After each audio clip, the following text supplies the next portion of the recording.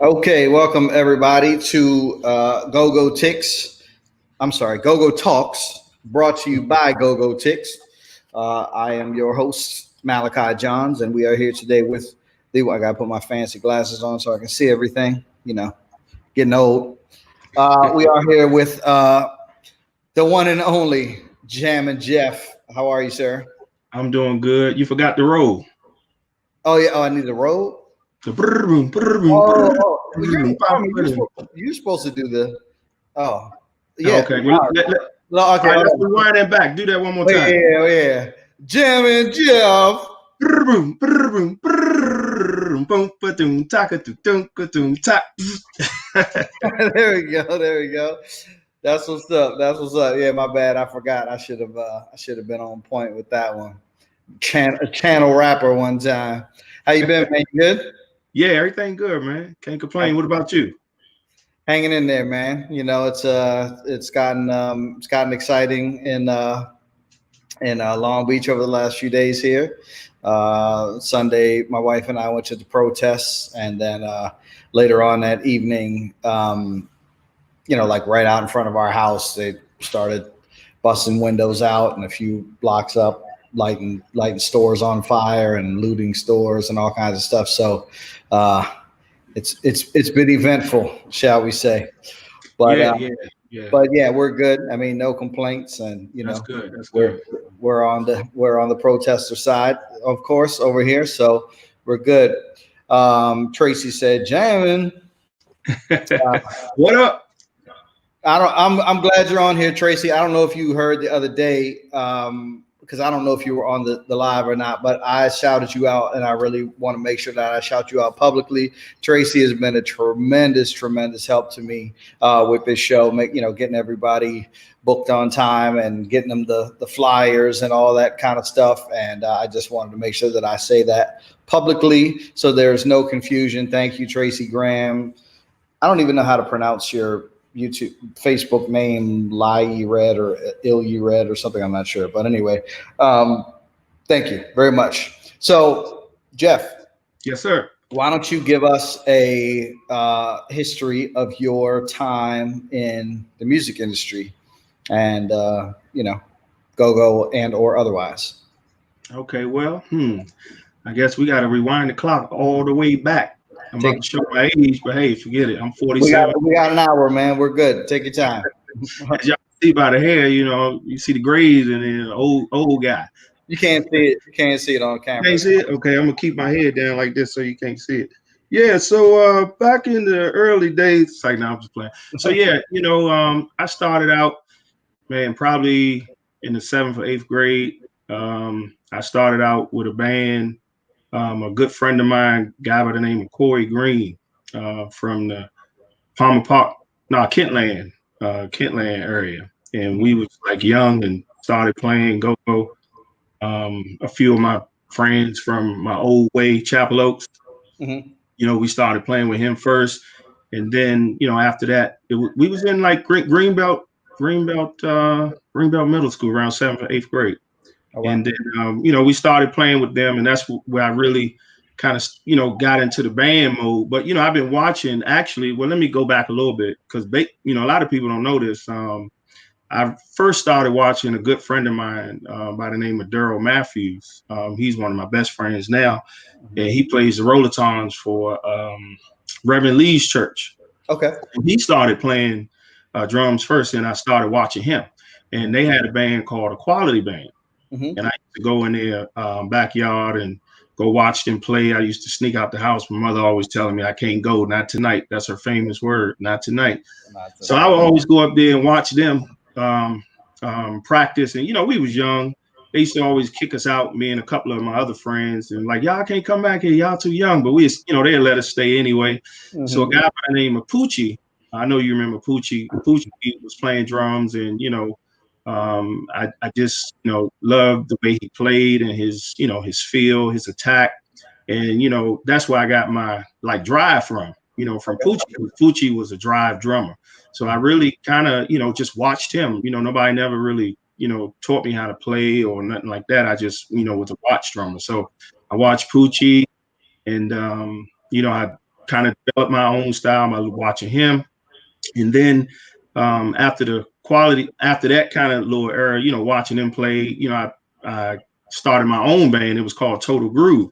And it was with a good friend of mine by the name of Greg Hall, rest in peace. And we started Total Groove. So we would play in my backyard. And it was me, him, Lorenzo, a couple of guys from my old neighborhood, that I never forget, because we all started, playing back then when we was young kids. Mm-hmm. And then, from there, I played, Falmouth Heights was my high school, and I played in, we had a lot of talent shows and stuff like that. And I also played in the, what you call it, the band, the musical band at school. And it's funny. Well, no, it was just a real jazz band for the school. We had a jazz band.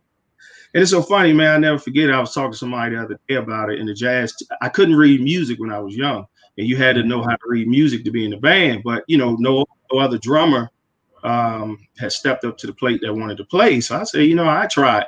So he was like, "Well, Jeff, you gotta, you gotta learn, to read music." But back then, a little hard headed, wasn't, just was like, man, I just pick it up.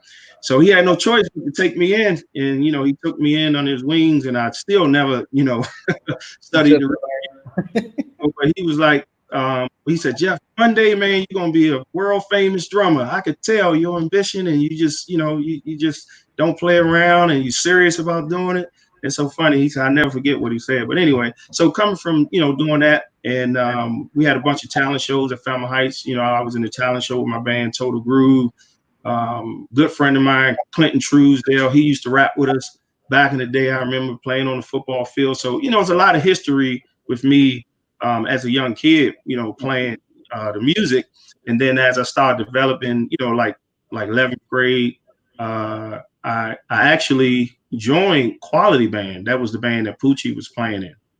And I became their drummer. And you said this is quality or equality? Because there was Quality Band. Quality. Okay, gotcha. Yeah. So, throughout high school, I was playing with Quality Band, and, that's really where I started developing my style and, me playing and kind of really getting the feel of, where I was, going with the music. And then from Quality Band, a lot of people don't know this either. I played with, after Quality, I went to Hot Cold Sweat. Oh, really? And yeah. Hot Cold Sweat saw me play, I believe, with Quality, and then they called me Charlie, and the guys from Rocksteady and all of them. So Jimmy Jam. Yeah. Slick Rick and Rocksteady were just on here a couple weeks ago. Yeah. Oh yeah, they're my guys. Yeah. So you know what? I missed the band. Let me back up a little bit. I forgot. Also, Main Connection. So Main Connection. That's right. I forgot about Main Connection. So I was playing with Main Connection. I think it was in between the Quality movement. I think I was like back and forth. And actually, my name, Jammin Jeff, came from my buddy Greg Hall. Okay.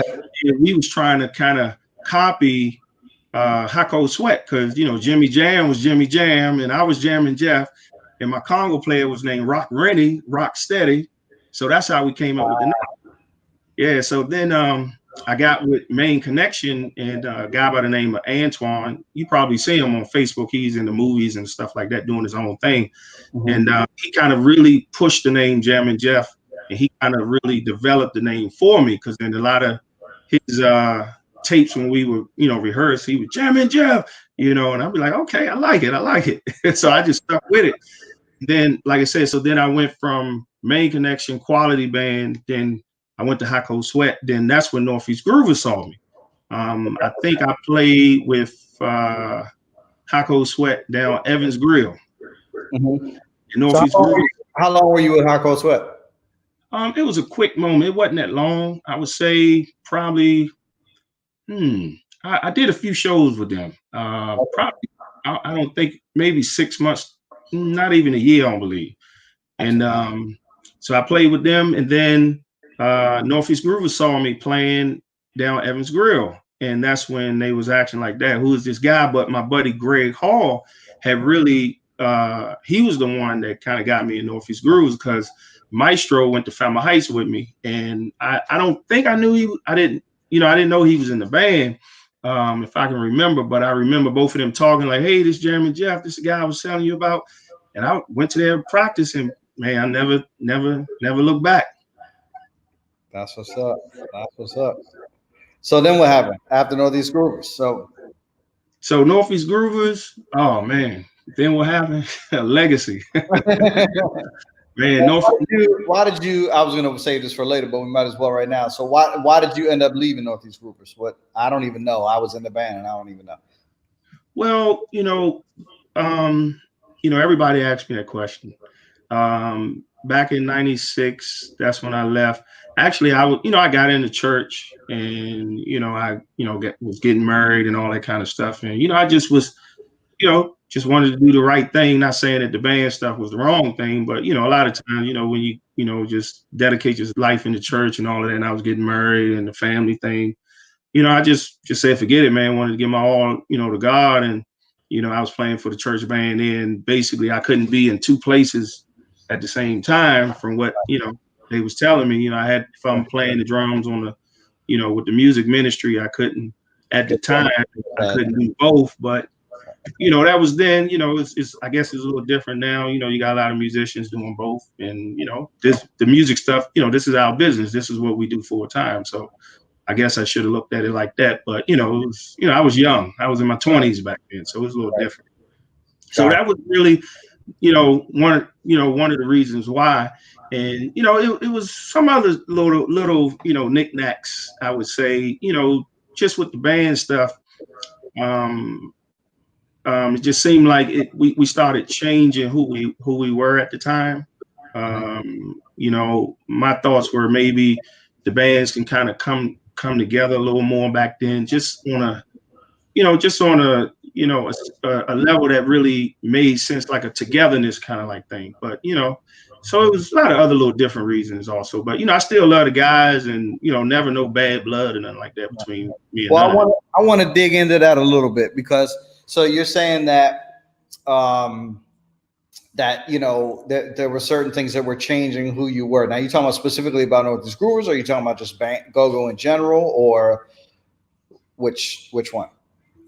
Well, change. It was me too, just changing as, becoming a man. And, like I said, I believe back then, '96, I guess I was like 20, I was young, like 24, 23, 24, 25. So, I was, beginning to become me as a father, and I had kids at the time, and, I started doing real estate, back then, and things were moving pretty well. And, I just felt, to change my life, to do the right thing. Maybe, that was the right thing to do at the moment, and then, so that was, like I said, that was one of the reasons. But the band stuff, it was, just certain things, I guess the gel of who we were started changing, because you remember Northeast Groovers, we was on fire like 92, 93, Yep.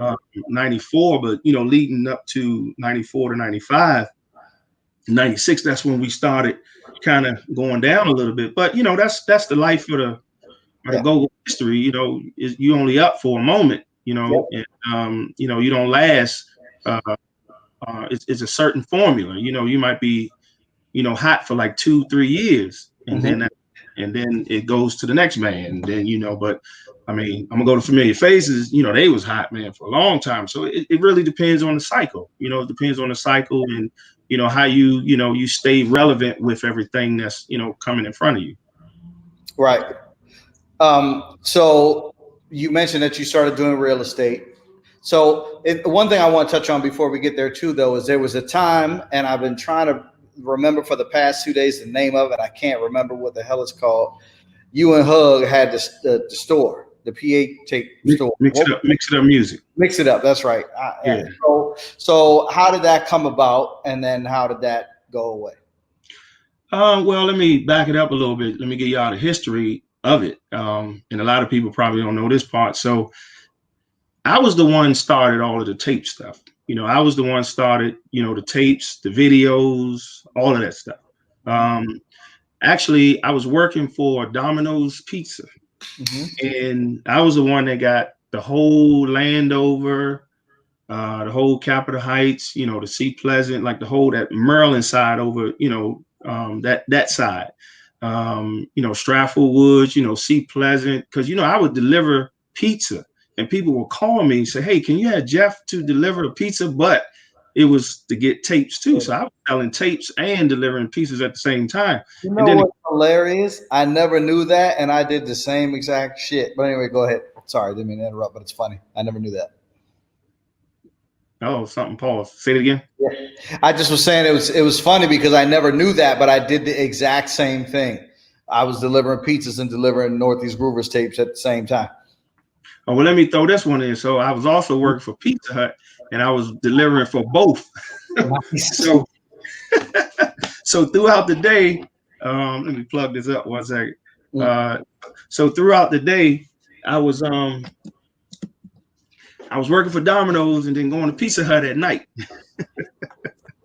So All OGs in the music in the go-go industry got their start delivering pizzas. It sounds like. There you go. So were you working for both of those places and playing in the band at the same time? yeah. I mean, I kind of, you know, I go hard, man. You know, I might have 4, 5, 6 jobs at one time. You know, when I was young, man, I had a ton of jobs, you know. But yeah, I was working for Pizza Hut and Domino's at the same time, and then I would be playing in between, you know. But back then, I mean, we were hot. I would say we were still playing, you know, pretty aggressively. But you know, I was still, you know, putting it in between. So when I was making so much money off the tapes and selling the tapes, going to sell the tapes, you know, when I was delivering the pizzas, when I got in college, I believe it was before that, I went to PG College for music theory, and I was selling the tapes in the hallway. I mean, I couldn't even really go to class because, you know, people were stopping me. And actually, Woody, you know, Woody Wood, you know, that's my boy. And, you know, me and him was selling tapes together in the halls at PG College. So, man, I was, you know, selling tapes everywhere. So I think, you know, I mentioned to Dig, you know, hey, you know, you guys thought about, you know, possibly teaming up, you know, get a store. And that's when, you know, I joined up with Hug and all of us, and we decided to, you know, get the store, mix it up music, and we started selling our tapes there versus, you know, selling them. Well, we were still selling them at the shows and stuff like that. But that's pretty much how the mix it up music came about. Gotcha. Well, one thing that I find interesting and that I want to sort of point out, because this show is about is trying to use the past of go-go to inform the future. So it's interesting to me that you are in one of the hottest go-go bands of all time at, you know, what was part of the pinnacle, but you still had to do these other things to make enough money. And that sort of leads me to one of my next questions was, did you start doing the real estate because you didn't feel like you could make enough money just playing music? Well, when I was at Domino's, this was before Northeast Groovers really took off. Oh, okay, gotcha.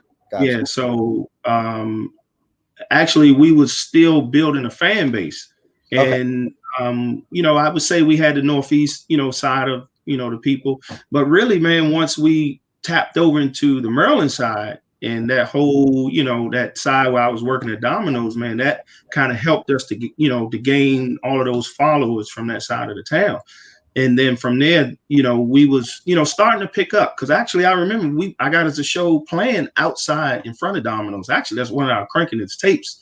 I need to get a copy of that. I don't have it, so I need to, you know, hit up Hug, see if he had it tape.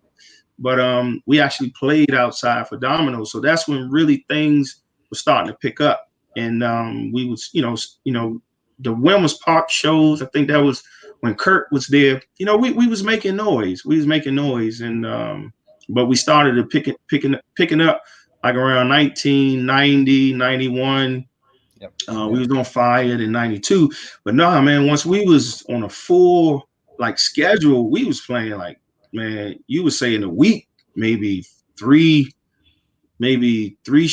shows per day, 2 to 3 shows per day out of a whole week. Like we'd play like 6, 7 times a week plus double. So now when the band was on fire, we was killing it. We actually it was no way to work, you know, a daytime job. And I remember, man, you know, we was killing it, man. You know, I'm more of a what you call it, like, you know, conservative guy. So I never forget it, man. I told Miss Pratt all my paychecks to save all of my checks. He saved up for me about $20,000. Wow. And then I just told her, give it to me, you know, when she reached $20,000. So yeah, man, we was killing it. We was making some money. I mean, we was young. I mean, you know, I'm thinking probably like 19 or 20, 21. I mean, we was, you know, we was pretty much on fire, you know, as young kids, you know, so we really learned a lot of this stuff as we went, you know, it was nothing that nobody taught us, you know, we learned a lot of the stuff as we went on, you know, so yeah, I mean, Northeast Guru was a great band. I mean, great learning experience. I never forget. I never would take that from them. You know, they the one that showed me, you know, how to be who I am, you know, in this go-go music. Well, we got some people in here saying that you forgot some bands, even though you already named 700 bands. Tom Newman from the Nonstop Party Project says, don't forget the good Mission Band. Jeff was on the guitar. Oh yeah. I can't forget Mission Band. Yeah, Mission Band was yeah. I actually played guitar with Mission Band. You know, it was a band from my high school. Dave Wally, Andre Freeland, Kevin Henderson, Smoke, Key Rue, Rodney, you know, a bunch of fellas. You know, I know I'm forgetting names, a little old, but yeah, man, we had a high school group called Mission Band. I played guitar with them, man. You know, we had some good times, man. Definitely. As a matter of fact, I believe that they still playing. They have another. They go by another name now. I forgot the name, but you know, they trying to come back out with it. Oh, okay. And then someone on Instagram, let me interrupt for 1 second. If you're on Instagram and you want to see something other than my ugly face, and you want to see the other side of the conversation, head over to youtube.com/GOGOTIX. And you can see the other side of the conversation. That's where the whole. And that's the other ugly face too. Yeah, we both got the out of control beards going on. Right? Yeah. We got the quarantine beards going on. Man, when I go to the barber shop, I'm cutting everything off. Everything. I got on snap-on eyebrows, by the way, so I'm cutting everything off. Hold up! You told me I can't fry you on the haircut, and then you're gonna fry yourself. I wasn't even gonna go there. I wasn't even gonna. Okay, my bad. Okay. As long as you fry yourself, you all right. Yeah, all right. That's cool. But someone on Instagram also brought up Crazy Praise, so don't forget Crazy Praise too. Yeah, I can't forget about that. Yeah. So Crazy Praise, that was a gospel go-go band that was started by me and Courtney McKissick, Daryl Matthews, Nicoyce. Actually, Tommy Guns played congos with us when we was going, and we had a lot of other musicians along the way that came about. My buddy Daryl was in the group with me, Lamont, Conrad, my man QB, Lamont. You know, it was a good band that we had. John on bass, Dorian, you know, on guitar. And it was the gospel go-go band side of it, you know, the gospel. And we was doing, you know, we was cranking, man. I mean, the pockets, we was doing it all just like regular go-go. And we actually, we put out a CD. And matter of fact, you know, I'm about to remaster and remix it and put it out again. So was Crazy, because I'm a heathen, so I'm not as familiar with the gospel side. Was Crazy Praise like the first gospel go-go band? Yes, that was the first gospel go-go band, because I was in church. We started Crazy Praise, I believe, in 2000, 2001, something like that. Okay. All right, that's what's up. So trendsetter in many ways. Big Ed's on here. He said, Jeff, you're forever on Joke Time. What's up, fellas? What's up, Big Ed? Big Ed, what's up? And it's so funny. A lot of people don't know we always on Joke Time. Me and 32 Joan all day long. Yeah, that's why we could never get nothing done. Mike Arnold's on here too. I don't even know. Oh, Mike, Young Nipsey. Yeah. Oh, that's why he said that. I didn't know what you were talking about, because he said, yeah, your ugly face and Kyrie, Nipsey Irving. That must be some kind of inside joke. I don't know. Did you know that me and Mike Arnold played in the very first go-go band together from Annapolis? You know, he was telling me that at one of the shows. I was like, wow, I didn't even know that. That's crazy. Yeah, so Occupation was it was me, Mike Arnold, Keyboard Chris that played for Northeast also and Mambo Sauce, and Lime Green that plays for or that raps for Project 360 now, and General Lee, the guy that took over for Rapper when Northeast stopped the first time in 2000 when I was still there before we turned into solo. So yeah, all of us came, and DB from Project 360, he came later on. Wow. All of us came from the same band in Annapolis. Yep. Yeah, y'all had a good squad there. Yeah. No, it was a hell of a band. We were big in Annapolis. Hey, you got to start somewhere, Yeah, no, absolutely. So our mutual friend Nico was on here too. Oh, whoops, another question came in. So Nico wants to know, what's the difference playing with two dynamic lead talkers, Kurt and Rapper? And Rapper. Nico, what's up, Nico? Actually, Nico, that's my new partner there. I'm coming in with him on GoGo Radio, teaming up with his other radio station. He coming aboard with me with New Level, and we've been whipping up some things in the kitchen. So look forward to that coming out soon. But to answer that question, let's see what's the difference of playing. Well, man, it's crazy because Kurt, when I first started playing with Northeast Groovers, Kurt, Northeast Groovers is a band that goes hard, and I'm sure you know this, Malachi. They go hard. I don't care if it's two people. I don't care if there's nobody in there.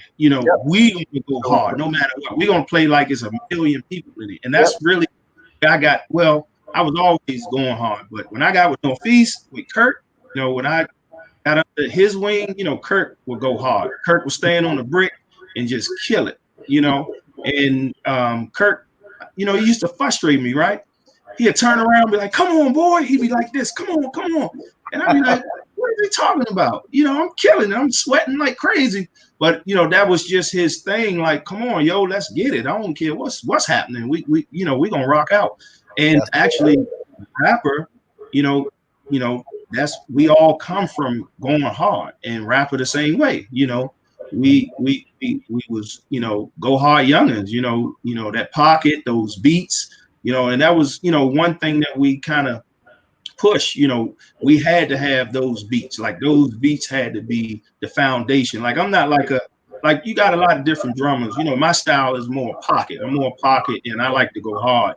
Yep. I always wanted to learn, the fancy stuff, all the tricks, but I'm not a trick drummer. I would say I'm more of a pocket guy. Yeah, you're not a trick drummer, but you do the visual stuff with the twirling the drumsticks around and all that, which keeps. Oh yeah, that's the fun stuff. Yeah, I call that the fun stuff. Well, how did you get into that? That's where I'm going in. Not a lot of people do that in go-go though. So where did you get that from, and what made you do that? Man, it's crazy. Well, I Jock from Hot Cold Sweat taught me how to throw the stick up and catch the stick. It's actually a formula to that. Oh, if you throw the stick up a certain way, the stick will land in your hand a certain way.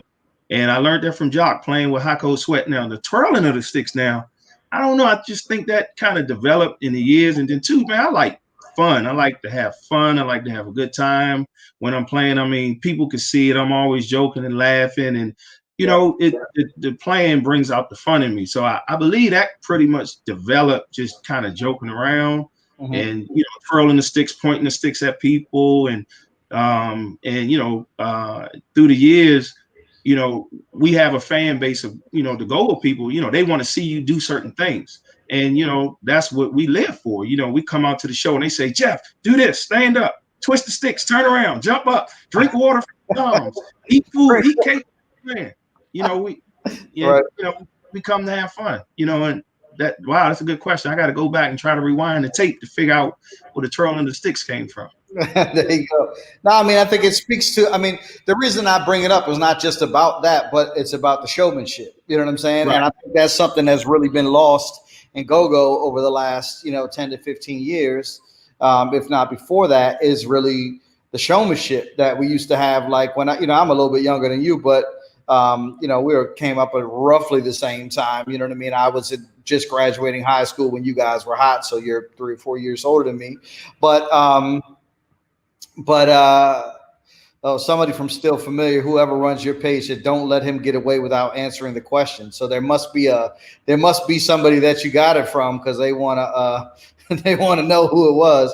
But I mean, my question was not necessarily just about who it was, but about, the history of showmanship in go-go, and the fact that it's sort of gone away over time. And why do you think that is? Why do you think it's not, I mean, there used to be, everybody used to do the steps and and jumping up on the speaker, and I mean, even when I was playing with Northeast, which was later on, end of 99, 2000 to whatever, and rappers up, 10 feet in the air on the monitors and stuff, and now it just doesn't seem like it's that anymore, unless I'm missing something. Well, times change, with everything, that you do, that's from music, that's from business, restaurants, people change, in the beginning. Well, let me take it back a little bit. I don't know if you remember Any Boys. You remember them? I do remember. I mean, I wasn't around, but I know what happened. I remember. I mean, I know some of the story. I've heard some of it. Yeah, but to go ahead, break it down for everybody that doesn't know. All right, so okay, people, you guys might not notice, and I do have pictures, by the way. I could bring them out and put them on the screen if you like. Now, the band members might get mad at me though.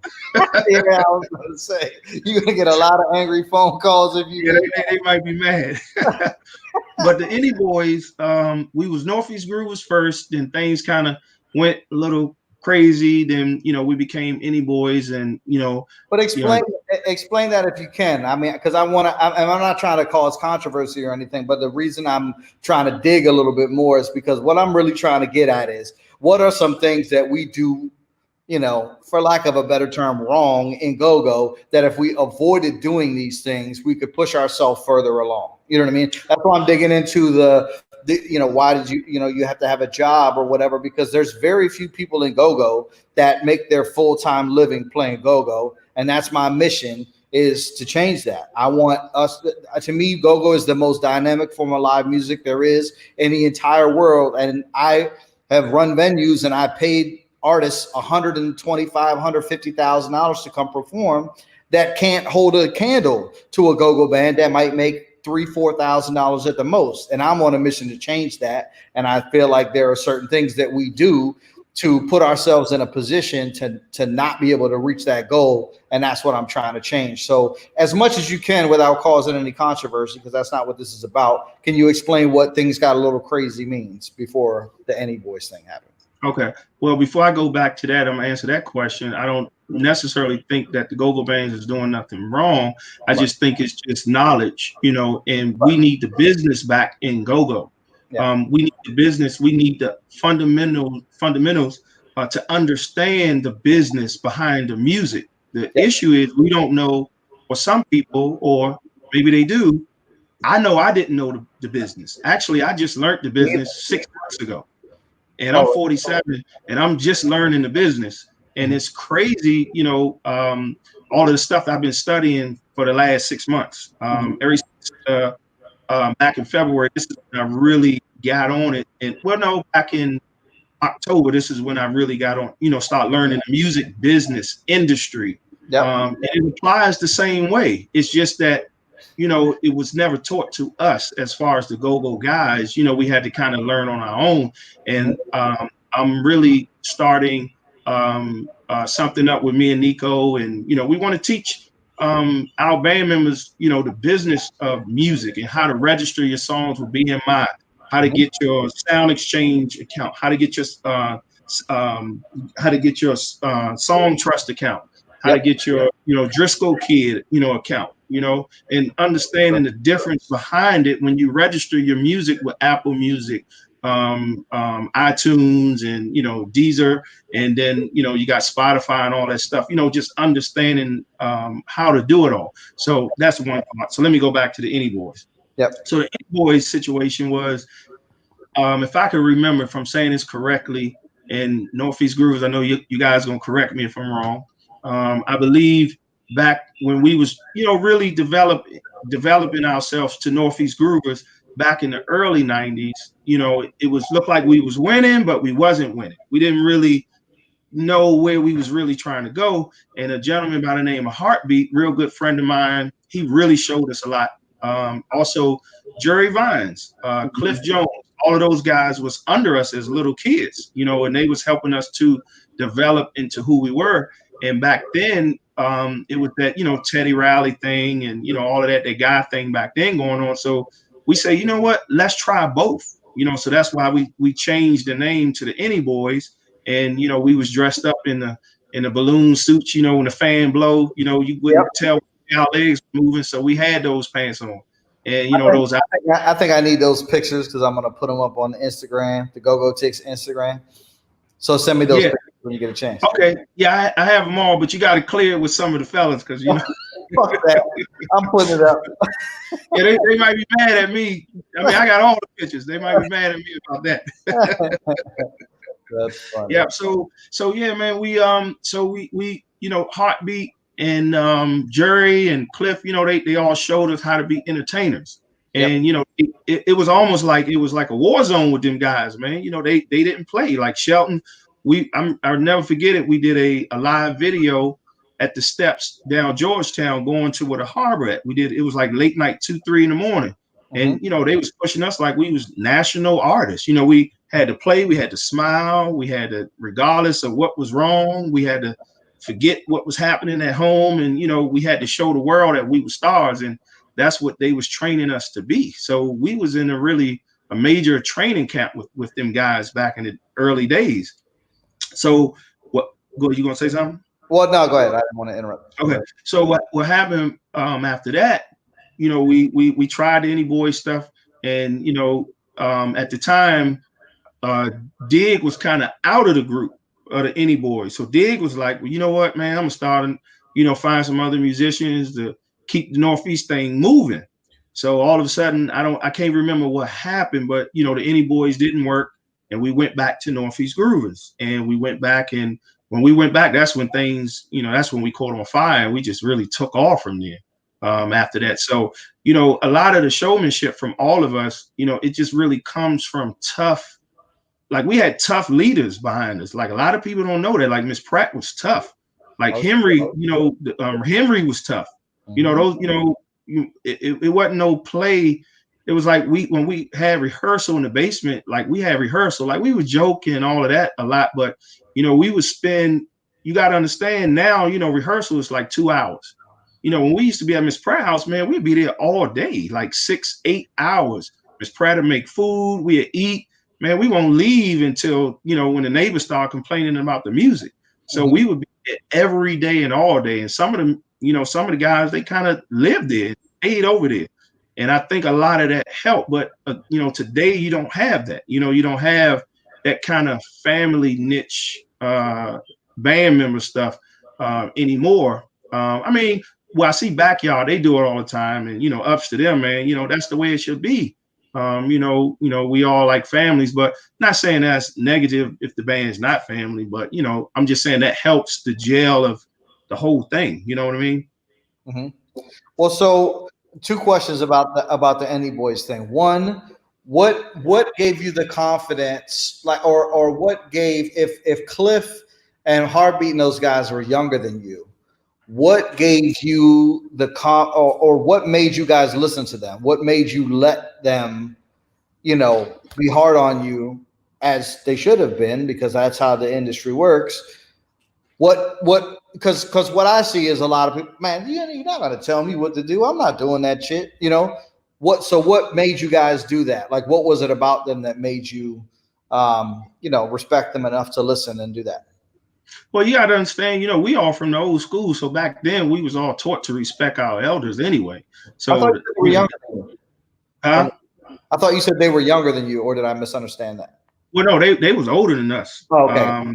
Yeah, they was all older than us. Now I don't know about Jerry. Jerry might have been maybe around the same age. I don't know what Cliff age is, but I know Cliff probably, you know, a little older than us, and Heartbeat was. But you know, they was already guys that was in the music business. A lot of people don't know this. We were under Juju House Records, Northeast Groovers. That was our first album, Cranking. A lot of people forgot about that. And Heartbeat was with that whole movement with them. So it looked like they were, they was on to something, with the whole EU thing and everything was going on. So to us, in our minds, like, wow, these are the guys that probably can get us to the next level. Because I mean, we was playing back then, but we wasn't really, we was, developing into Northeast Groovers at the moment, or at the time back then. Gotcha. And so what? So you say you don't remember? You don't remember what happened? Why Any Boys didn't work? I think it was because we was before our time, and we had some original songs. I remember back then, Hug had wrote a few songs, and we was in the studio trying to become the Any Boys. But I just back then, the music business was much harder. It was harder to get in. If you knew somebody, it was still a little harder. But for some reason, we was trying to find our way, but it just really didn't click. And I think all of us really wanted the go-go thing, but we wanted the other thing too. But the go-go, it's just in your blood, it's in your heart, it's in your soul. I don't care how long you've been doing go-go. When you hear it and you haven't been playing, it's like, yo, man, that pocket. When I used to be at church and I just snick and turn on 95 real quick. And I hear a little pocket, I was like, oh my goodness, yo, it just brings me back every time. I've moved across country multiple times in order to get back to go-go. So this time I'm just trying to bring it to me in California because I'd much rather be here than back home. But yeah, no, I totally feel you.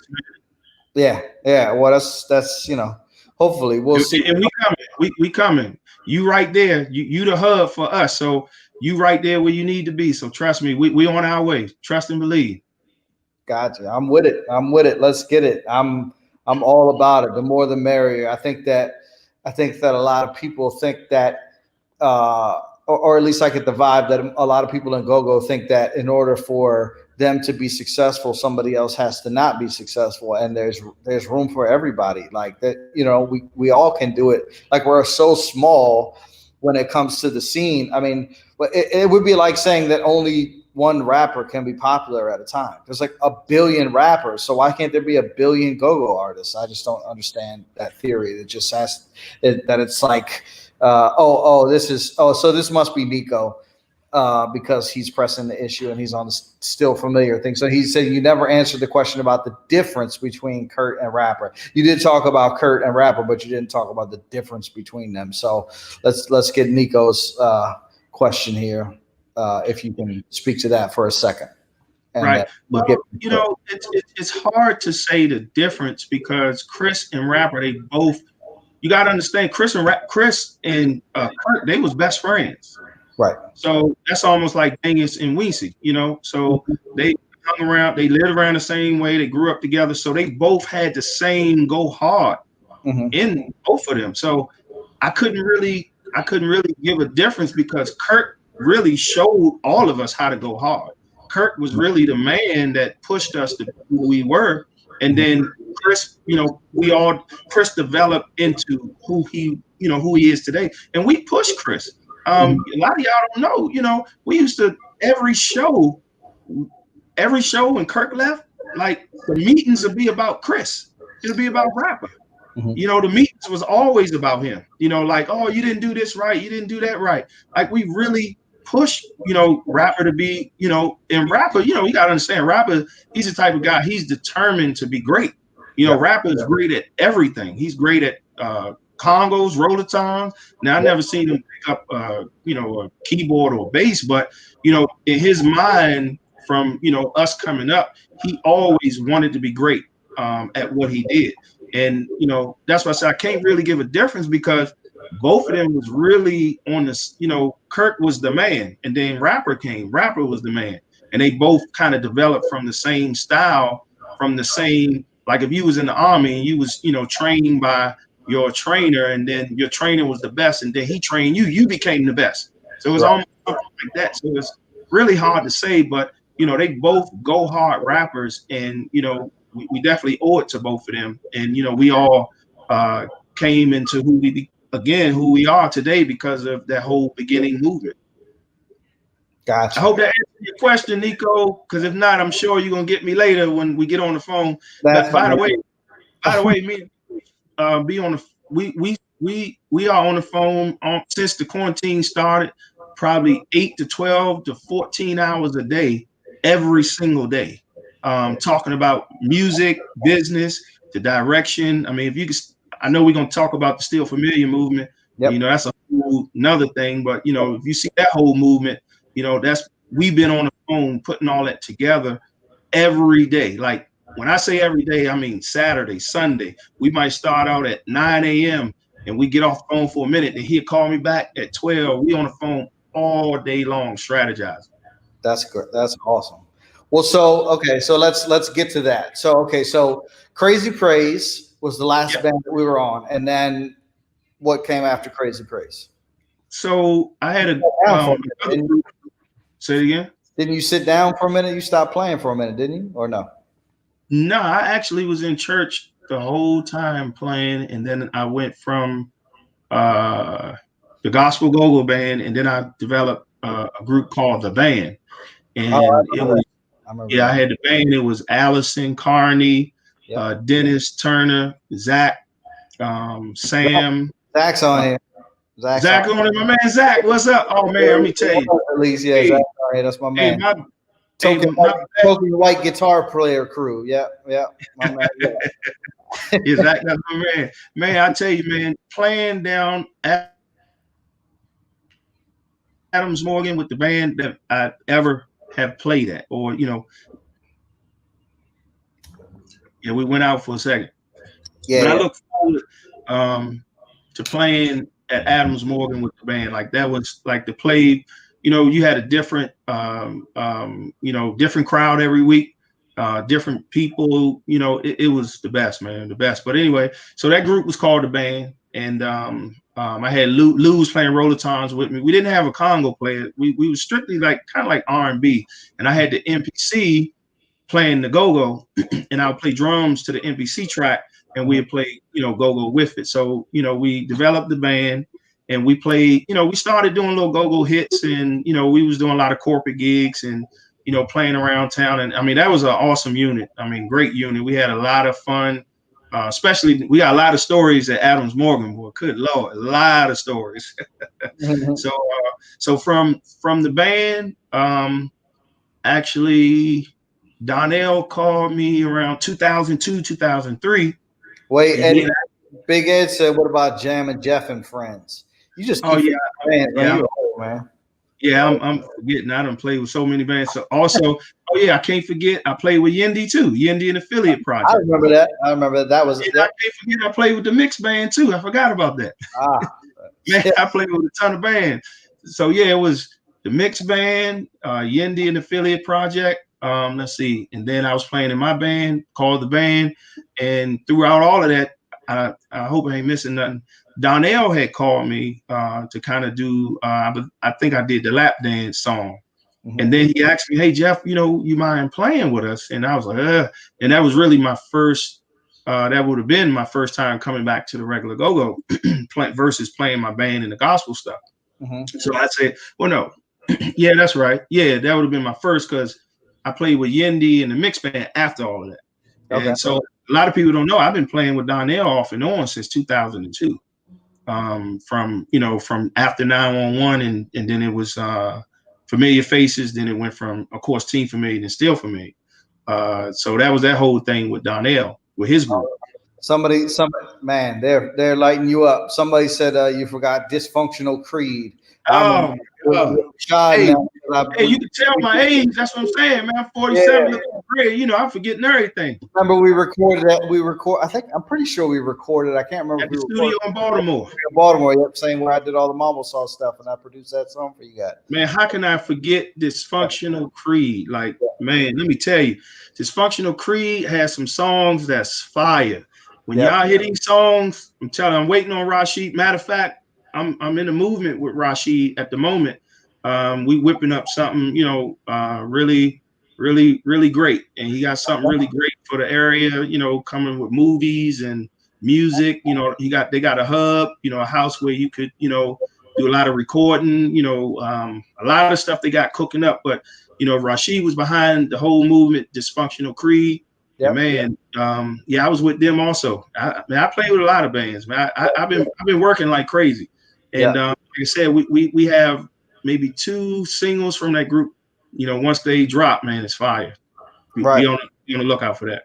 Okay, so I'm not going to interrupt you anymore. We'll just assume that there's probably 7 or 10 other bands that you forgot. So Yeah, man, I played with you know, Rock Rennie and the, you know, Doll Babies, and who else? Oil Can Hurry and the Toilets. okay. All right. So Donnell called you originally just to play on a record, the lap dance record, not to play in a band, but then that turned into you playing in the band. And then what that was, then you stopped and then you played with Yendi in the Mix, or you were still playing with or Familiar Faces while you were playing with Yendi in the Mix? Well, he asked me to play after the record, and then I was like, well, Donnell, you know, I'm not going to be here long. You know, that's always my spiel. I'm not going to be here that long. Maybe one show, then it turned out to be a whole year, 2 years, and 10 years.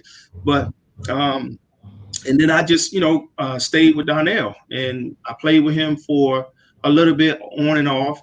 And through that time when I was on and off, I was still playing with my band, the band. So I went back to that.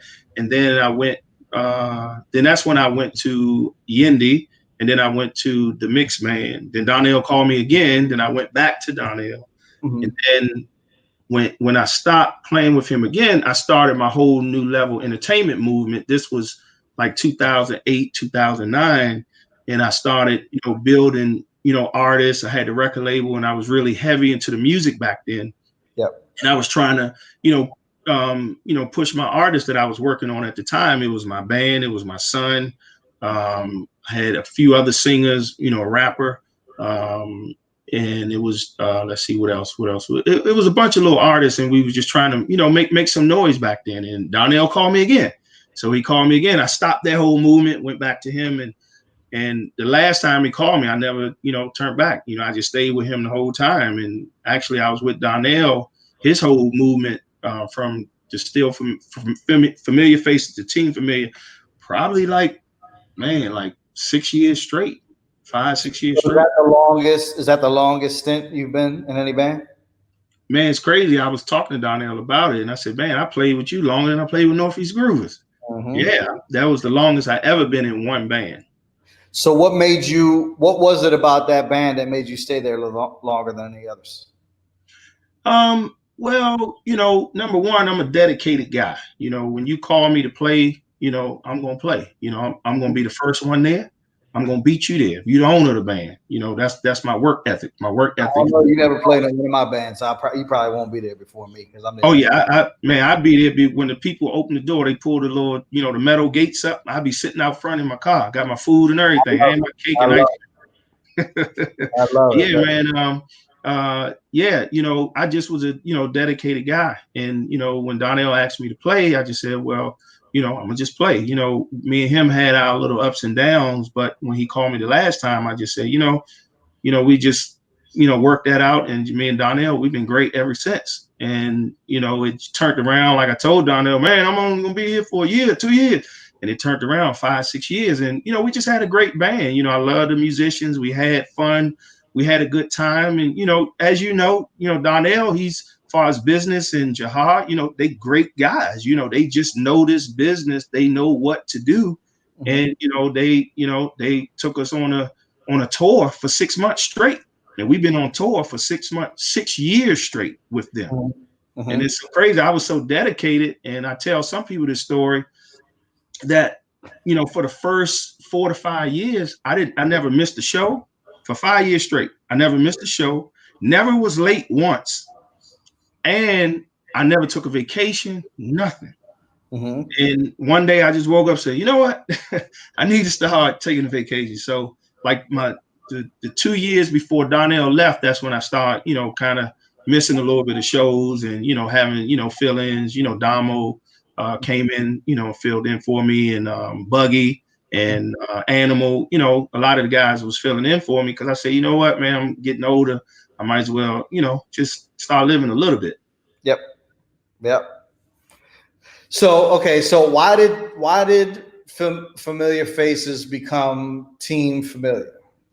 What was behind that? Do you remember? Well, yeah. Well, that was because it was another group. If you look it up, You can look it up on Apple Music. Yep. Actually, you'll see another group called Familiar Faces. Yeah. And I believe it was a rock band, if I'm not mistaken. Matter of fact, I think I saw it the other day, not too long ago, and it was a rock band. And I think Donnell was saying, we might need to change the name because, we might be in a, they had the name first, and we didn't want to be in any kind of situation, if things really kick off for the group, which it did kick off. But so he said, let me just change the name to Team Familiar, and that's the reason why. That's the whole reason why they changed the name, Team Familiar. Gotcha. And I think it's pretty self-evident why it was changed, why the name got changed. Still Familiar because Donnell left. So what made you guys decide that you wanted to keep going after Donnell left? Well, man, it's funny because Donnell had actually called me to give me the torch to run with the band, me, Marquise, and Mickey. And I actually turned it down. I told him no. To be honest with you, man, for a long time, I lost the zeal for music. I lost the zeal for playing when I was playing with Donnell for them years, because I felt it was just the same thing. We was playing at this show, the same shows. It wasn't nothing to really look forward to that was different. And and he don't know this, but I always say I ain't gonna play no more. I'm quitting to myself, but I couldn't do it to the fans. What made me stay is the fans. Like, I love playing for the fans. I love the people. You know what I'm saying? When you go play, and a lot of people, well, with me, they don't know what's going on at home. When I go to a show, it's like nothing. I'm just the happiest guy on the face of the earth. And again, I learned that from that's how you got to be. You know what I'm saying? You can't bring your problems to the show.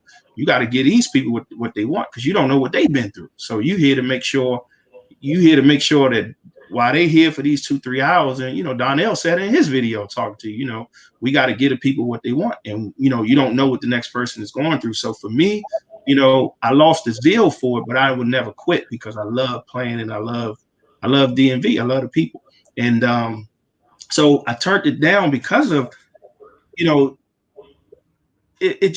I just didn't feel it no more. I just didn't feel like, I just said, this is it. I'm gonna just go do something else. I'm gonna move somewhere. A lot of people could say, Jeff, you moving? I was like, nah, I ain't moving. But I was just thinking, man, maybe I should, just try something different. And so when he was, leaving and stuff, they said that they gave it to Steve. And Steve called me like, Jeff, hey man, look, I'm gonna run with this. And I was like, man, I'll let you know. I don't know. And then I think he talked to Mickey. And he was like, he would stay, I guess if I would stay, and some of the other guys were staying, and Kendra and Sean and Mike. And, and so we just say, you know what, we'll go ahead. I said, forget it. I just try it out and see. So, I did one of the shows, and I forgot what we played at. It was like one of the shows after Donnell left. And I said, wow, this is okay. This is, I might can stay and do it. And, so me and Steve and Mickey worked something out with the agreements, and, Steve and Mickey own the band. Okay. And our agreement was, to, take the band to the next level. And my goal for 2020 was to get a hit for the band. And that was my goal. And actually, go ahead. I'll let you talk. Go ahead. No, I just wanted to interrupt for 1 second because Instagram is about to end and there's still a few people on Instagram. If you're on Instagram, please head over to youtube.com/GOGOTIX, GOGOTIX, because the Instagram is about to cut off. We're going to keep going over here on YouTube. So if you're on Instagram, head over to youtube.com/GOGOTIX, and you can see both sides of the conversation. And because there's only about a minute left on the Instagram live. So again, it's pinned in the top of the comments. youtube.com/GOGOTIX. So okay, so you were talking about Donnell passing the baton, and so is this well, no, I guess not, because you went through all the other bands that were yours. So this is not your first time managing a band. No, I've been managing bands for a long time. Right, right. So so you've managed go-go bands and non-go-go bands. So this is interesting to me because there's a difference. And what, in your mind, what is the role of a manager of a go-go band? Like, what is the job? What are you supposed to do? I mean, number one, I would say keep the band in order, keep the band in line, keep the business straight, keep the band members happy. Um, and making sure you getting shows and making sure that the musicians eat, and making sure you keep the business straight. That's number one. But there's other roles that I believe come into play as you go. Certain roles you might not even know. You might have to handle the CDs. You might have to handle selling the CDs. You might have to handle the videos. You might have to handle the sound. There's a lot involved that a lot of people don't know, that they don't see behind the scenes. Donnell and Jahar, they was doing a whole lot by managing the band now. Just the stuff I already knew, somewhat by being in the Northeast Grooves and my whole legacy of being in the band. So the business is nothing really new to me, so I just learned the formula throughout the years, and it's a formula to it, actually. Yep. So, but the reason I asked is because in the outside of the go-go industry, the role of a manager is not just about the show, but because of the way go-go is structured, 99% of the business is the show. You know what I mean? So the manager, in effect, is almost like an agent. What an agent does, which is what I do. Obviously, I own a booking agency out here in LA. And so the point of these is the same thing that you and Nico are doing, is trying to educate people on how these things work. Because I don't even think I know a lot of people. I'm not sure if anybody on here, but I know a lot of people in go-go don't even know the difference between a manager and an agent. So can you break that down for anyone that doesn't know? Well, if I'm saying it correctly, I mean, I couldn't really pinpoint like thoroughly what both might do, descriptions, but I would assume an agent. Well, you know what? Let me not lie. I'll let you break that down, because I don't want to say the wrong thing. No problem. It's all good. So I wasn't trying to catch you up or anything. No. So an agent is specific. I mean, the true definition of an agent is specifically only the shows. They book the shows. That's it. Right. Book the shows. I negotiate the contract. I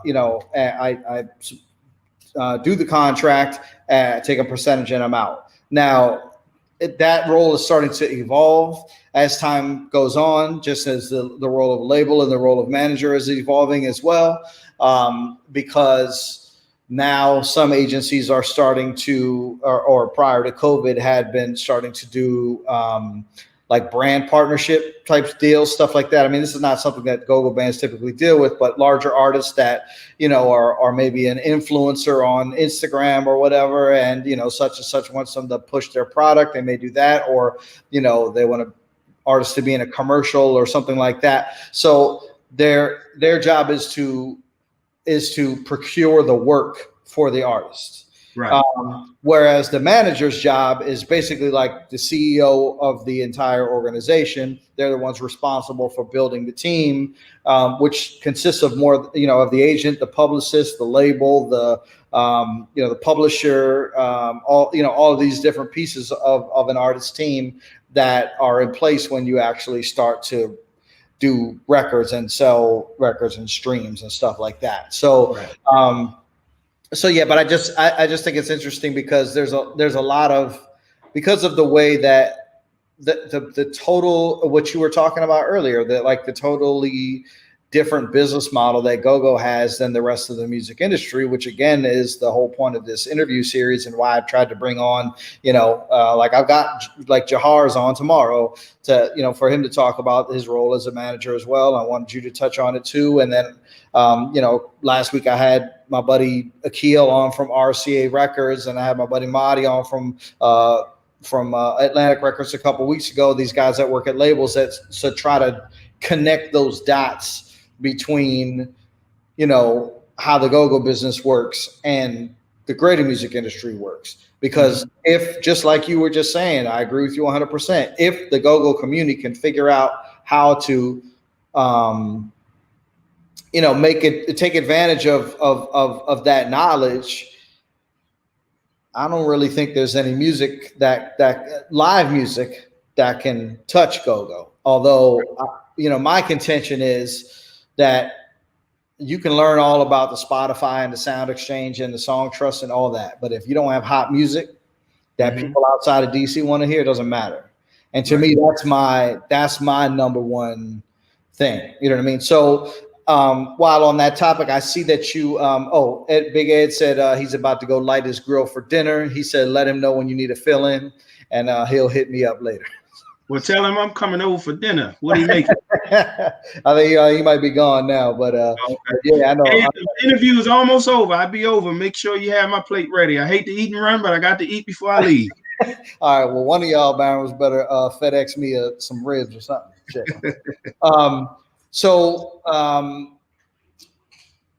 Damn, I lost my train of thought because I was talking about ribs and now I'm hungry and I forgot what I was about to ask you. You was talking about, the role that you was talking to the, the music business as far as learning with the go-go. Yeah. Well, so I remember what it was. So I saw that you guys just put out a new project. So my question is, was there a specific strategy behind putting that project out as a paid download versus putting it up on streaming services, what they call the DSPs like Spotify, Apple Music, all of those? Was there a reason that you guys did that? Well, was it thought behind it? Yes. I mean, the thought is all day thinking, every day on the phone. So if anything that you see Still Familiar do, it's not something that we just think today for a quick minute and we do it. No, this is like thoughts that's like really studying and time has been invested, trying to come up with the best decision and the best idea. And let me just give you guys just a little bit of, my brain and, how we've been thinking, putting things together.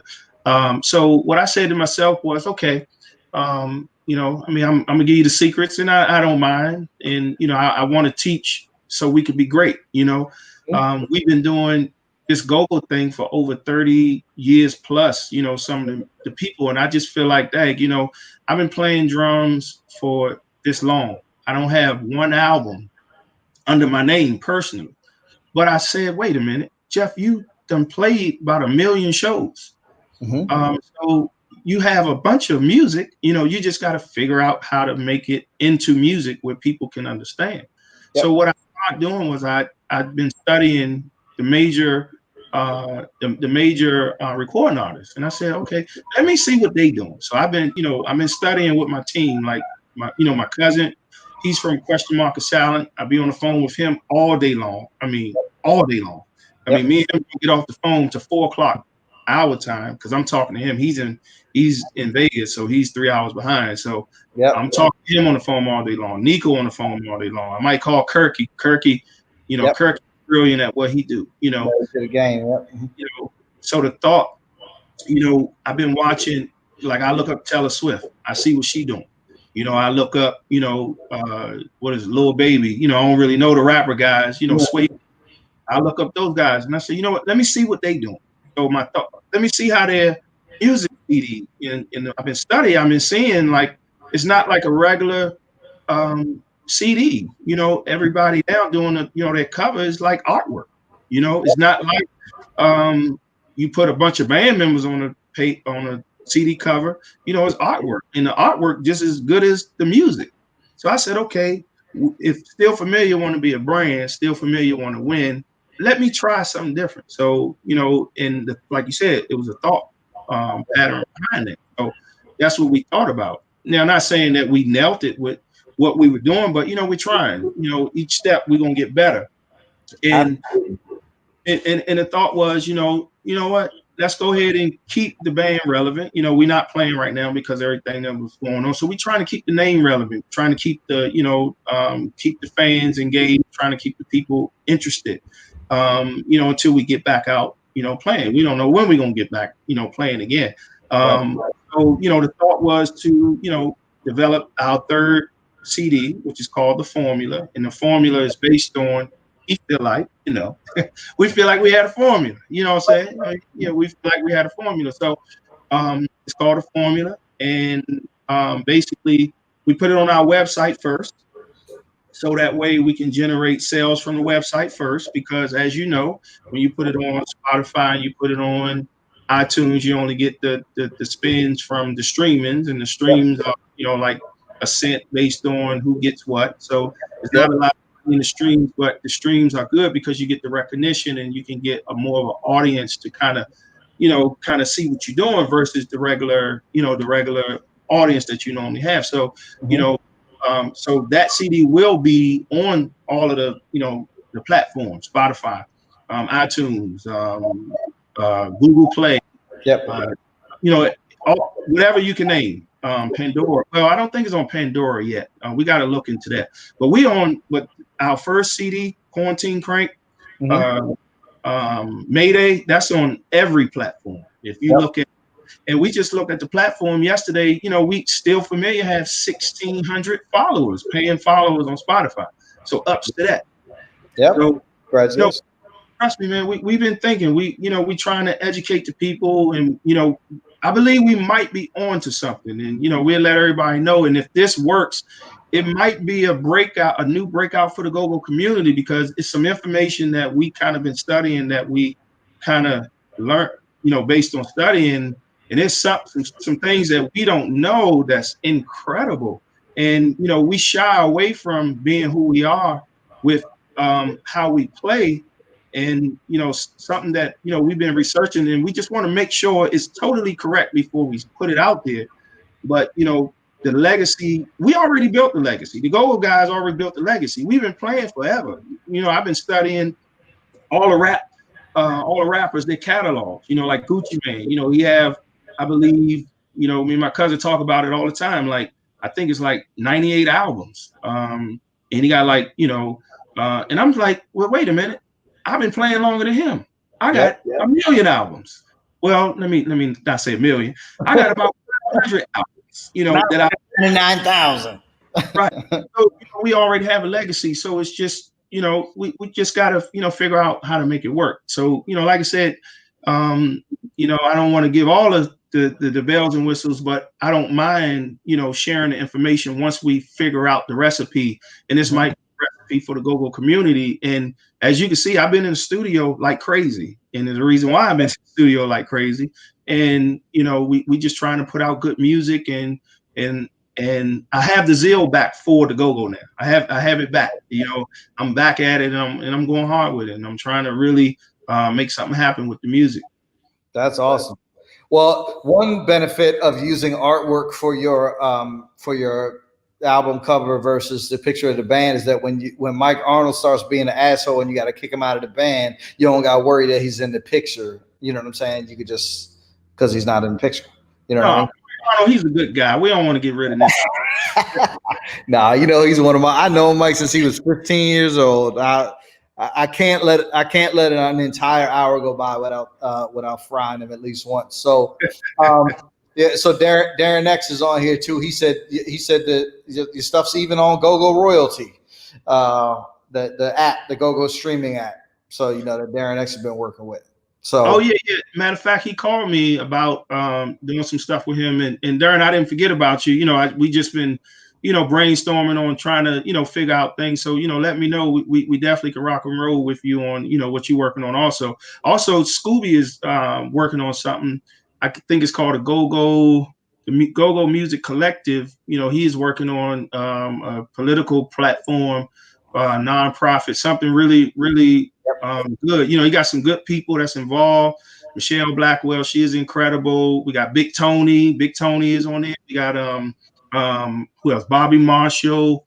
And I know I should stop saying names because I'm old, and when you forget somebody's name, they be late. Like, what you forgot about? Yeah, because Tom Newman said you forgot about Willie Green that played the drums from Mission Band back from an hour ago. So yeah. Oh so, man, yeah. Willie Green, I can't forget him.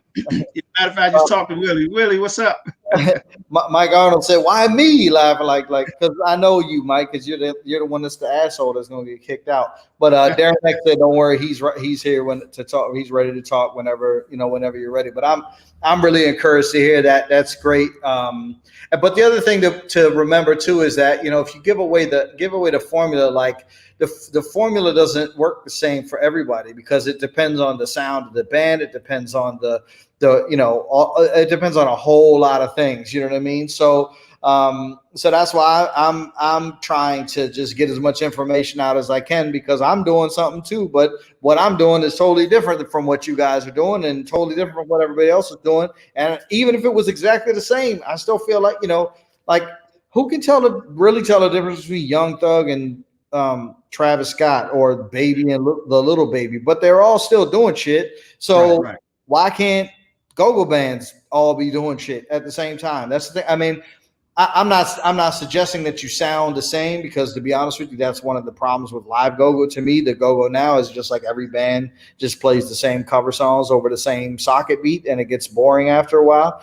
But at the same time, I feel like if you're able to just put your own little twist on it, like there's enough for everybody. Like there can be, and I also feel like I think that some people think it's a zero-sum game where it's like, okay, well, if you have a go-go band or a go-go artist that makes it on the national stage, then that's somehow betraying the legacy of our own special secret that we have in the DMV. And I don't buy into that theory either. I think it's both things can be happening at the same time. They're not mutually exclusive. You can my goal is to have a go-go artist on headline Coachella. You can have that, and Backyard or Rare Essence can still play at Friday on the weekends, or Backyard could be the band on Coachella, and whoever could be playing at the Aqua. I don't think that both of those things are okay, and I think both of them can happen at the same time. Maybe not necessarily with the same group, but both can happen at the same time. So I think the more people like you and Nico are pushing the envelope and trying to make things happen, and the more conversations we have like this, I decided to make these out in the public because you and I have talked about this before, and almost everybody that I've talked to on this show is somebody that I just talked to on the phone, just like you. I'll be on the phone, 12 hours a day. And I was just like, let's just bring it out into the light. So maybe some other folks that may be interested can learn something about it, especially the younger folks. Because I feel like a decent amount of us older folks, or even people that are older than us, like have sort of passed down information that may or may not be 100% right about how the record industry works. And even if it was right at that time, the record industry or the greater music industry doesn't even work the same today as it did at the beginning of this year, because now there's COVID. You know what I mean? So it's not about learning how it works and then just using that formula over and over again. You have to iterate. And just like you said earlier, you're trying to learn as you go along and figure it out and try this. And if it doesn't work, then try something else. And if that doesn't work, then try something else, because the game is changing all the time and you got to stay on top of it. So I really commend you guys, for doing that. And I'm excited. I didn't get the new project yet, but I'm gonna get it as soon as we get off, and I'm excited to listen to it. Yeah, definitely. Check the new project out, man. We steady pushing, and I'm gonna go back to what you were just saying just now. I believe that we all can do it, and we could be on a level like the rappers that you mentioned. Yep. Number one, my opinion, I believe it's just the business. We got to learn the business, and for me, like I said, I just learned the business within 6 to 7 to 8 months. And I've been playing drums forever. And when I say the business, meaning not the business of managing a band, like I know that, in my sleep, like I could do that in my sleep, but the business of the music business, like the royalty side, the publishing side, the songwriter side, the split sheet side, who gets what, how much percentage goes to, this person for singing, how much percentage goes to producer. How do you get your songs on the platform? You can go through all the platforms, TuneCore, you go to Driscoll Kid, a lot of people still deal with CD Baby. But Driscoll Kid, it helps you get on all the platforms, my number, Distro Kid. That what you talking about? Yeah, yeah. Okay. And Nico always get on me say I pronounce the name wrong, but I'm a Merle. No, I'm pronounce only correcting you because people are watching. I want to make sure if they want to look it up, they can look it up. right. I'm not trying to fry you, but I am sort of sideways trying to fry you at the same time. So go ahead. Got it. No problem. No problem. It's cool. So, just having all those platforms, like that, we've been learning the best way how to register a song. I just finished 4 new songs. Actually, I'm coming out with an album, Jammin Jeff. I'm gonna have about an eight song album. I got like 4 originals, and I have 4 covers that I did like 10 years ago that I'm finally putting out. Still Familiar have an album that we go in the studio tomorrow. Matter of fact, me, Steve, and Kendra, and the band members. We all gonna put together an album Are you that's gonna be. always with the whole band going into the studio at the same time, or are you doing something remotely, or how are you doing that logistically? One by one. Right now we're still dealing with everything that's going on, so we're still trying to be cautious. But it's just one by one. Coming in, we got Steve, just the front line coming in tomorrow, and we're going to do some stuff. So Still Familiar got an album that's coming out. I'm actually working with some originals with Kendra, Steve Roy, also Marquise Melvin. Y'all know Kesey. He's joining the team. Matter of fact, the company is New Level Entertainment, New Level Records, and Marquise joining us. He's coming aboard. Matter of fact, Stinking Ink, he's coming aboard. So we're gonna try to redo some stuff with him. And I asked him about what was his thoughts about redoing One Track Mind, and he said he's with it as long as the track fire. But we're gonna make sure it's fire. So and actually, man, we looking for actually songwriters and producers. Any producers you guys know, any songwriters, please, tell them to hit me up. We looking for songs. We trying to do as many songs as possible. And let me go back to what you were saying, Malachi. As far as the formula is concerned, the formula can work with anybody, any group, long as you know the know-how. And all I can say as far as the bands, we need. I'm not gonna push the original thing because I found out some information that you could do a whole bunch of other things too. They don't have to be just originals. I have a bunch of covers that I remade, and you can win from those too. From what we've been studying, but you can also win from the originals. So I encourage all of the go-go community. Come on, y'all. Let's do some originals. And I'm actually about to reach out to a lot of the guys and see if they're willing to work with us on putting together some songs. And like I said, we have the catalog. The go-go guys, we have the catalog. We got the catalog more than any music industry in the world. I mean, think of it. You have I think Pharrell, he got 1,400 records or 1,400 songs. I mean, Northeast Grooves, we have probably 100 songs.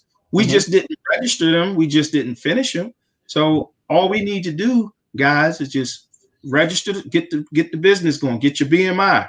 Once you get your BMI, get your song trust, get your sound exchange, get your Driscoll Kid, if I'm saying it right.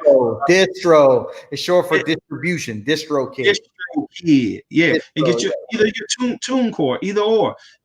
Get your contract.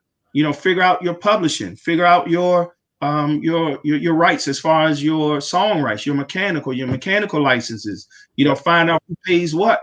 And that's the thing that we've been studying, we've been learning. And once you guys get that, man, we could turn this go-go hopefully into our own lane that they can recognize as go-go. We are go-go, and our direction is really major, and then it's a fun music, it's a live music. When you play it, it's fun, you love it. Any show, man, we go on, we click those 4 sticks, we come out, how Donnell, he like to come out hard and go crazy with it.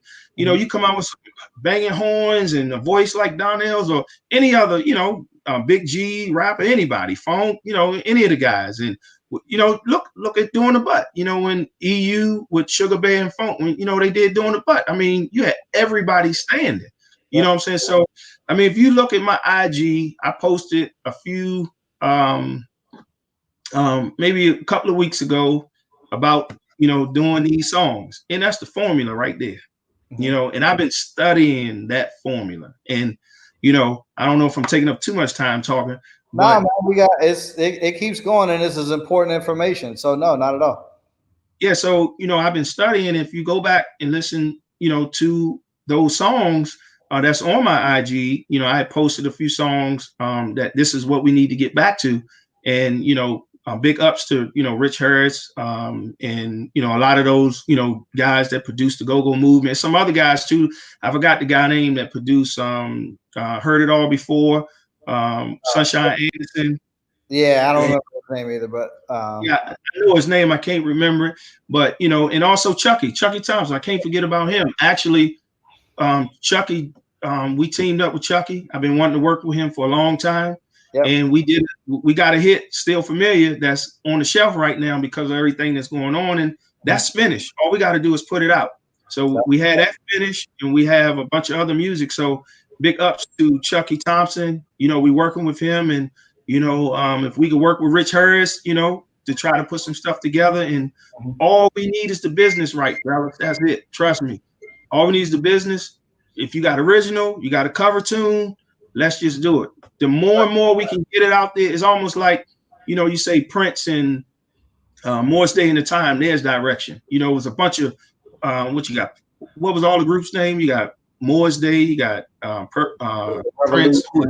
Prince and a Revolution, and I remember he had a group. Sheila E. Yeah.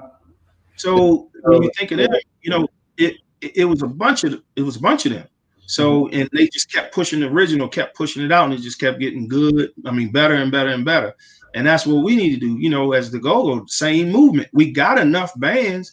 We just need the same energy that we put in the live shows. Put the same energy into the records and the albums. I mean, if you're gonna do a cover, that's cool. Let's just do it and let's just get it out there. And as long as we know the business, I think we'll be fine with it. Yeah. Well, there's also a way to do it. I mean, there are groups that are selling out theaters, you know, doing covers, but it's a really high level, high quality version of cover, like some of these a cappella groups. Or I was just talking to somebody the other day. There's a young lady named Lindsay Sterling that's a violin player, but she does covers, but she'll produce a full on MTV quality Taylor Swift level music video to go along with it. You know what I mean? So to me, it's not even necessarily about whether it's a cover or it's original. There's two different strategies. You can be successful at both, but it's really about putting the energy and the effort into making sure that it's super high quality, whatever it is that you're doing. And I feel like that's something that's sort of been missing. It's because it's easy to when you're a good musician, which most people in go-go are, to just go out and, you know, play the same song every night for a few years and make $150, and you don't really have to put that much effort into it, you know. But I also understand. I mean, when you're telling people to get their mechanicals together and to get their publishing and to get their, you know, sign up with the PRO and it's all of that. I understand why for some people that's like, man, my head just exploded. That's what I don't want to know what it is. But I'm gonna tell you, to be honest with you, I hate that shit. That's part of the reason why I started a booking agency, because booking is very simple. I book your show, I do the contract, I take 10%, I'm out, I have a good show. You know what I mean? Whereas all the rest of that stuff is very complicated, but it's not impossible to learn. And you can go if you need to. It's not impossible to learn, and it's not too much. Go ahead. Sorry, my wife needs to walk in the shot, but we're trying to sell our house. She just got an offer, so she's got to go. Okay, cool. But so it's not impossible to learn, and that also, speaking of the house thing, because obviously you're into real estate. A lot of this, you know, I'm really excited to hear you say that you've been learning all this stuff. What did your time in real estate teach you about how to learn? Because obviously you had to learn how to do real estate. Like, you know, were there any lessons that you learned from doing real estate that you're applying to what you're doing now in the music? Yeah, so and I actually say this all the time when I'm on the phone with Nico. Like my real estate team, I would say I have the best plumber, I have the best electric guy, I have the best framer. So every section of building a house, I have the best, the number one guy. And Yep. if I don't have the number one guy, I'm gonna keep trying the next guy and trying and trying until I get the best. Yep. So as long as I have the best crew, I know for one, I don't have to be looking at everything because they're gonna make sure it's covered because they are the best. Yep. And I don't have to micromanage so much because they gonna stand behind their stuff anyway. So for me, I put that with everything that I do, actually, not just with the music, with, with the stuff that we're building now. I wouldn't say I have the best of everything, but we exploring like You got Mike Arnold, so you definitely don't have the best of everything. Oh, that's messed up, Mike. You know I'm what I'm talking about? just messing with Mike. That's my dog. That's my man for life. Yeah. So, and I'm not saying the people have to be the best, but long as I take somebody that's not that good, but that can be there on time and that's committed and that's willing to learn. And long as you got people that's willing to learn to become great, and I think you will have anything successful. And with me with the real estate, I kind of take that same formula with the music. So I just said to myself, okay, what is the best platform to put my music on? So I studied TuneCore, I studied CD Baby, I studied Drisc, Disc, Disco, Distro, DISTRO, Distro Kid. Ain't never said. Nico gonna get on me later because he always do. Jeff, you said the name wrong. I'm a Merlin nerd, so I'm a Merlin nerd, so I put my slur on it. So and I studied and I said, okay, let me figure out who is the best. Yep. So, and that went to Taylor Swift, and not saying that she's the best, but I went to the best in all kind of music, popular music, rap music, classical music, country music. That's what I love about country music too, because a lot of the situation with your age and you're too old, the country music, man, you could be any age. The country guys, man, our age making hits, still making hits. So that showed me that the go-go guys, we can win, because a lot of us, as far as the old dudes, we kind of old, you know what I'm saying? And of course the youngins is running the world, because they fresh, they hot, they come up with new stuff, and they the ones buying everything. They the ones on social media. We too busy, we don't have time to be on all the platforms like they do. So the youngins are the fresh, the fresh ones that's out in the center, that's out in front. But as far as with the music, with the go-go side, we could still do it too at our age, and we can live that legacy, how the national artists. And I never forget it, man. It's so crazy. I started out when Lords of the Underground started out. I started out when Outkast started. I'll never forget it. We played with Outkast when they first started at DC Armory. And I looked and said, dang, from their legacy to now, they own this, they got this, millions of all this and this.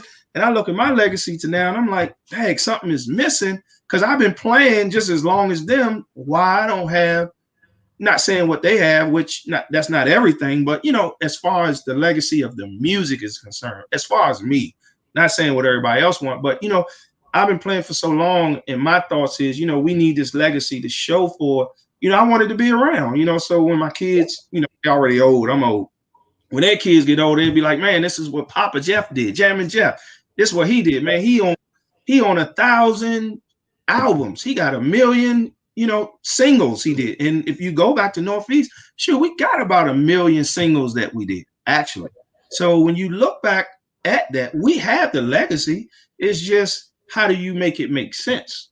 And that's the thing that we have been studying and learning. And I think we might have a formula to it. So, we are trying to teach people, and, we trying to, not saying we trying to, get everybody on the team, but, as much as we can to, to help to get out to the next level. And, whatever bands need help, or, singers or songwriters, we willing to, do what we can to help, everybody. Because if we all can understand the business, we get those songs registered, and the people that's looking at, okay, wait a minute, this go-go group, they have 100 registered songs. Wait a minute. So now they might say, okay, let me get them 10 million. Let me give them 10 million for 15% of their publishing. So that way they could keep creating. So we have the music. It's just we have to. That's why I kept saying we got to figure. Long as we learn the business, I think the future of the go-go will be here to stay. I mean, even we forgetting about the bounce beat era. They have that section. And from what they doing and from what we doing, I mean, it's the same thing. Start registering their music, doing them singles. I mean, they already was on it. Sexy Lady, My Fatty. And I would say that's different. Don't call UCB a bounce beat band. They don't like that. I had Eric and Trey on. They don't like being called. They weren't. They don't like. Okay. They don't like. Well, what is the proper name for? So that way I could change, because I always say so UCB was kind of the between the crank era and the bounce era, and because their name was UCB, this is at least how Trey described it to me when he was on the show. I think it was either Trey or Eric. I had both of them, and TCB came out a couple of years after them, and people started smashing them together because the names were so similar, but they really aren't a bounce beat band. You know what I mean? But you're right. I'm not forgetting about the bounce beat. Actually, the project that I'm working on, and you say you're looking for producers, I'm looking for producers as well. But what I'm doing is based solely around the bounce beat. So yeah, no, I'm with you 100% on that. Real quick, we have a question from old school Queenie, who's faithfully watches every show. Thank you so much for your support. She wants to know, covers, is that free to do without getting permission? No, you have to have permission, actually. And there's a platform that we working on so we can find out what those rights are. Well, just to be clear too, I mean, it's a little bit murky. Just to be clear, it's a little bit murky, but it is a little bit murky because you're sort of able to do it if you don't monetize it. But it's still technically a copyright infringement. But and the same reason that go-go bands have been able to do covers for so long and put them on the radio and YouTube or whatever and not get smacked on the wrist is because it's not worth the rights holders' time. You know what I mean? There's not enough money being generated. There isn't, go-go bands put out covers mainly to get more shows. They're not really like selling a bunch of them or streaming millions of times or anything like that. So it's not really worth their time to do it. So theoretically, if you're small, you're a local artist, you may be able to get away with doing covers as long as you don't monetize them. But the second you try to monetize your YouTube or your, any of your stream or put it up on Spotify and monetize it, then you're gonna have a problem if you don't have a release. So I hope that answers your question. Well, I think we found the solution to that, Malachi, and I could talk to you off of this just to because we're researching just to make sure, because we don't want to do anything wrong that's gonna get people in trouble.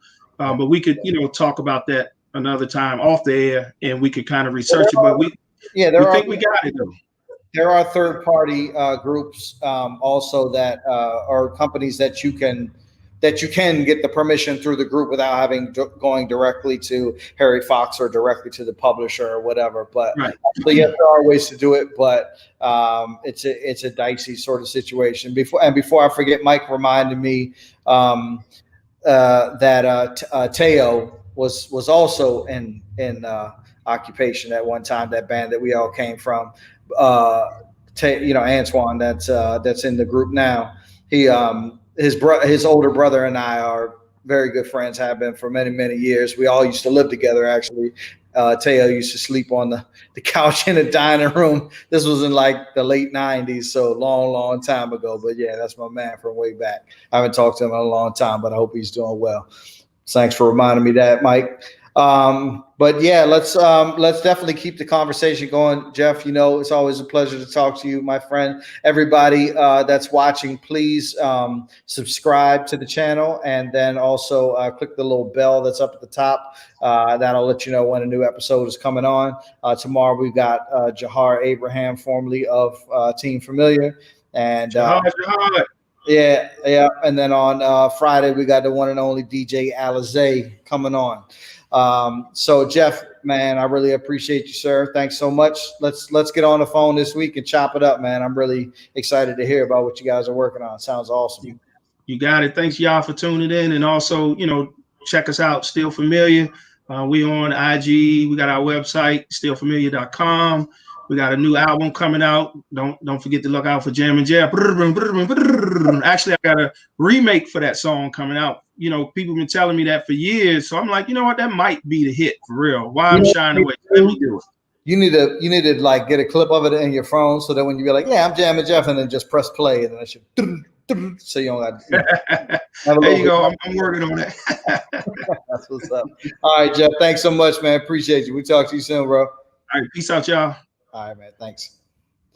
All right. Thank you, everybody, for tuning in. That was awesome.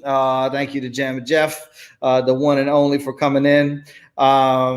Please subscribe to the channel and click the little, I think I'm on the right side. I don't know if it's over here or it's over here. One of these two. Click the little bell so that you can, you'll be notified when upcoming shows come up. You can also just go to GOGOTIX.co, which is right here, and you can see the upcoming shows that are coming up. Just click watch, and you can set a reminder so that it'll remind you when the show that you want to see is coming up. And make sure you get God, I can't get this right to save my life. Make sure you go get your Go-Go as Fuck t-shirt. You can get them right now, GOGOTIX.co/shop. We got t-shirts and sweatshirts. I know it's getting a little warmer, but it's still a little chilly at night from what I hear out there. So get your sweatshirt right now. High quality Champion sweatshirts, and the t-shirts are high quality next level t-shirts as well. Not none of that Annabelle Guild and crap. So we got the good stuff. So tomorrow, Jahar Abraham, and Friday, DJ Alizé. We got a great rest of the month coming up. So check the website, GOGOTIX.co, for everything coming up. Thanks so much, guys. Appreciate it. Subscribe now. Thank you.